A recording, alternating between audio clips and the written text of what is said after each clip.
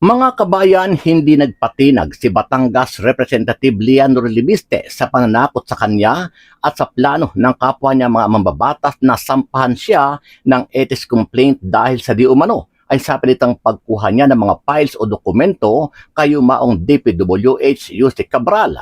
Ayon kay Libiste, mas maganda nga at pabor ito sa kanya para mailantad na niya ang lahat ng mga nangyayaring kabalbalan at talamak na korupsyon sa Kongreso. Sa isang interview, ibinunyag ni Libiste na hindi naman seryoso ang Kongreso sa pagsugpo ng korupsyon na nangyayari sa Kamara.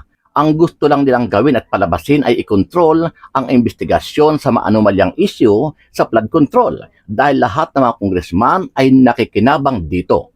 Gustong-gusto kong i-ethics nila ako para may oportunidad ako na ilabas lahat ng mga alam ko tungkol sa mga gawain sa Kongreso. Kasi alam niyo sir, nung Lunes, gusto ko sana mag-privilege speech. Pinatayan ng mikropono, tapos nag-adjourn ng session in less than 1 minute. Kaya mabuti po, i-ethics nila ako para pwede akong magpahayag ng pahayag na lang sa Kongreso. Yung sinasabi ko po kay Congressman Redon, ang kanyang party list, Bicol Saro, ay may 150M insertion sa 2025. Dalawang road project, 75 million pesos each.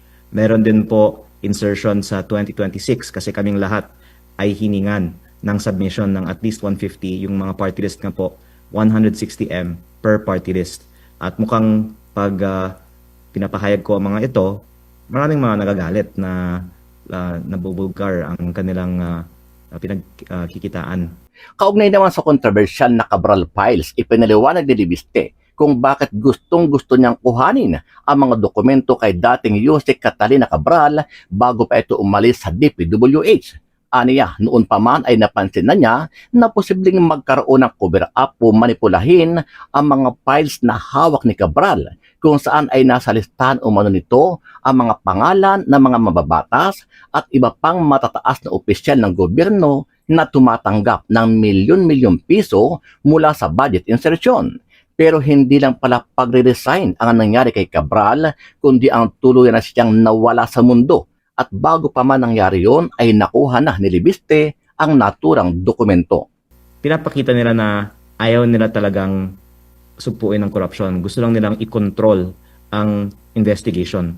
Kaya ko po naisip noon pa na importante na makuha ang files bago umalis ng DPWH si Yumaong Undersecretary Cabral dahil ang potential for cover-up and for others to alter the files is great. Ngayon, hindi naman pagdiniwala ng kopya ng files ko kung hindi tugma ng lahat ng ibang mga files. Pero kung maraming mga may kopya ng file, tapos yung file na ilalabas ay iba, pwede nating ngayon i-check and balance kung inalter yung laman ng file. Sa ngayon mga kabayan ay patuloy na nagiging mainit ang usapin sa Cabral files dahil hindi nila kayang patahimikin si Congressman Libiste upang pagpatuloy ang kanyang pagbubunyag sa mapang-abusong paggamit ng kapangyarihan ng mga congressman at patuloy na pagnanakaw sa kaban ng bayan. Ano ang masasabi mo dito kabayan? Sama-sama nating panuodin ang buong video at pakicomment nyo po ang inyong mga reaksyon at sariling opinyon. Gustong-gusto kong i-ethics nila ako para may oportunidad ako na ilabas lahat ng mga alam ko tungkol sa mga gawain sa Kongreso. Doon po sa nangyari at naipalabas na videos doon sa CCTV at mismo yung taga-side ng DPWH ang naglabas po. Ito ba ay nagpapatunay na legit na ang inyo pong hawak na dokumento ay galing talaga sa DPWH at hindi na kailangan pa na i-verifika? Yun ang funny thing about the DPWH saying na I illegally obtained the files, na kinocompare man nila na talagang galing sa kanila ang files na ito. And the fact na ayaw nila ba naman na bakit may mga pangalan ng mga taong patay. Hindi ko naman problema yun kasi hindi naman ako gumawa ng listahan. Kaya tama ka po, ito po ay patunay na authentic ang listahang ito. Opo. Now ngayon po, ang inyo pong kaibigan na si Representative Redon ay meron namang pong parang babalaba or pahaging na posibleng ma-ethics po kayo dahil po dito sa sinasabi daw na nanggipit kayo doon sa DPWH. Ano pong komento niya rito po, Congressman? Sir, mag-share ako sa iyo ng sekreto. Gustong-gusto kong i-ethics nila ako para may oportunidad ako na ilabas lahat ng mga alam ko tungkol sa mga gawain sa Kongreso. Kasi alam niyo sir, nung Lunes, gusto ko sana mag-privilege speech. Pinatayan ng mikropono, tapos nag-adjourn ng session in less than 1 minute. Kaya mabuti po, i-ethics nila ako para pwede akong magpahayag ng pahayag na lang sa Kongreso. Yung sinasabi ko po kay Congressman Redon, ang kanyang party list, Bicol Saro, ay may 150M insertion sa 2025. Dalawang road project, 75 million pesos each. Meron din po insertion sa 2026 kasi kaming lahat ay hiningan ng submission ng at least 150. Yung mga party list nga po, 160M per party list. At mukhang pag pinapahayag ko ang mga ito, maraming mga nagagalit na nabubulgar ang kanilang pinagkikitaan. Kaya hindi ko naman po sinasabi na may masamang ginawa si Congressman Redon sa kanyang mga insertions, di umano, ng kanyang party list. Pero mabuti po kung isagot na lang niya kung meron man siya o hindi insertions sa 2026 budget mismo o ng kanyang party list na sinabi ko po sa unang pahayag ko, kanyang party list ang may insertion sa 2025 budget.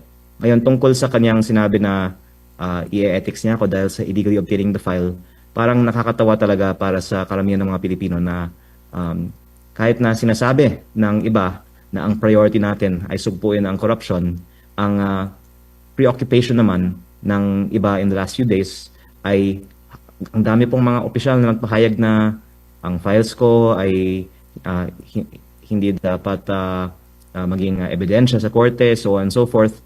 Parang pinapakita nila na ayaw nila talagang sugpuin ang corruption. Gusto lang nilang i-control ang investigation.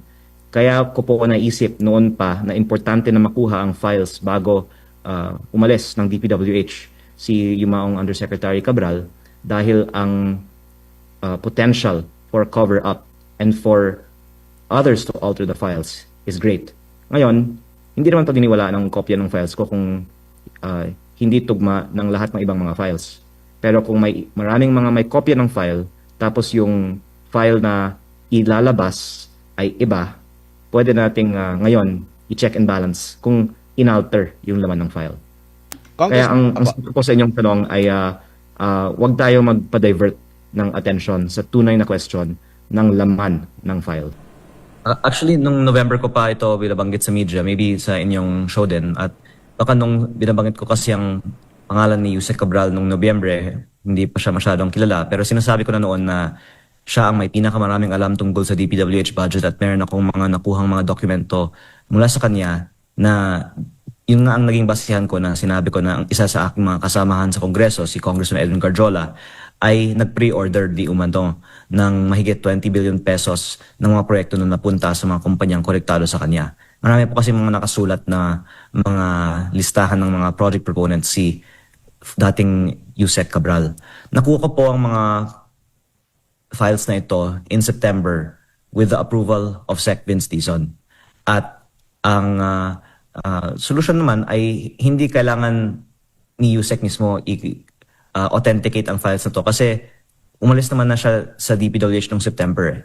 Ang kanyang staff, si Sec. Vince mismo at ang iba pang mga official sa DPWH ay pwedeng mag-authenticate naman ng factual information tungkol sa DPWH budget at ang mga documented proponents ng mga project.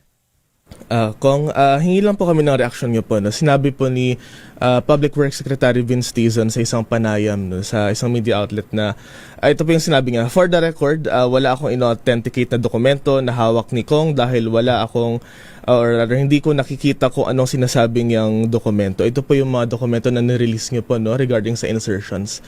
Ano po kaya ang reaction natin dito?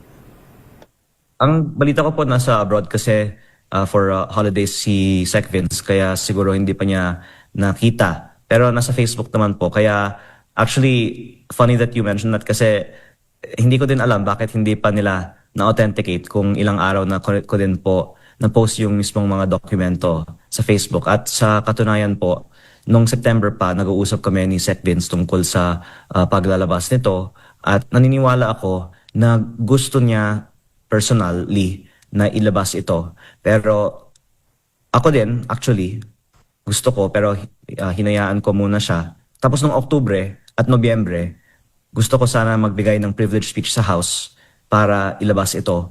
Pero maraming mga nag-uusap sa akin na wag kasi nasa listahan ng mga pangalan nila.